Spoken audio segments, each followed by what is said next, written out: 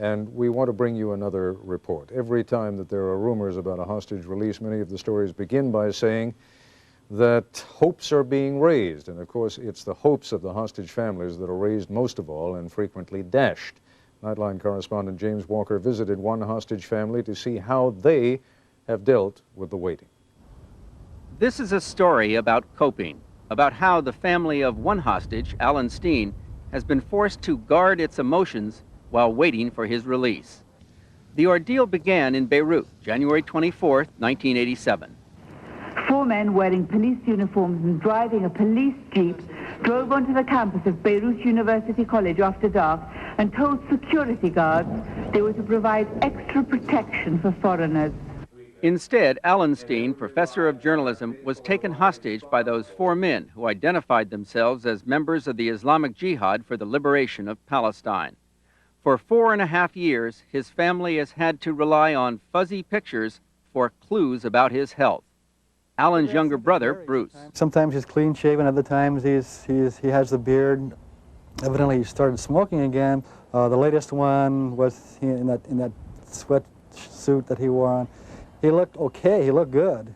He looked very frail, though. He looked like he's lost a lot of weight.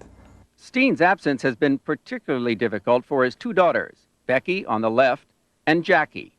Both have warm memories of growing up with Dad.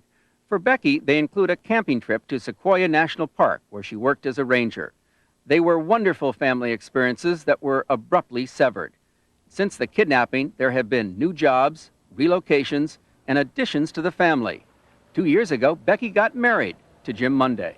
Everything that I've ever done with Jim has been while Dad's been held hostage, and it's really bothersome to think that there's never been a time where I could have a memory of saying, you remember that time we went to Dad's and had waffles? You know, and I want that desperately. Becky wants to help her dad catch up on what he's missed, so she's been saving news clips and a couple of more personal items, like a tape recording of Jim's marriage proposal. He is a professional firefighter. She was a paramedic. In 1988, they were bound not just by love, but by the fire department radio. This firefighter Monday from Central Fire. Ask Becky if she'll marry me. Stand by. This is paramedic Steen. That's affirmative. In an effort to get family news to her father, Becky and Jim were married in 1988 by Reverend Jesse Jackson. They hoped Jackson's prominence would get this photograph published in Beirut and seen by their father. But it never happened. 6 days later, they repeated the ceremony with family and friends, and they had these home movies taken so that Alann Steen can hopefully one day see how his son-in-law joined the family. I'd like to take this opportunity to hold a minute's silence for Alann Steen and the other American hostages. It's interesting not knowing how he's going to relate to me. Becky's told me that he's never particularly cared for any of her past boyfriends, and I would like to have had very much the opportunity to ask him for permission to marry his daughter, and now he's going to have to accept me as his son-in-law and accept me as the father of his grandchild. And the grandchild, says Becky, is already showing a little Steen, or steam, that is.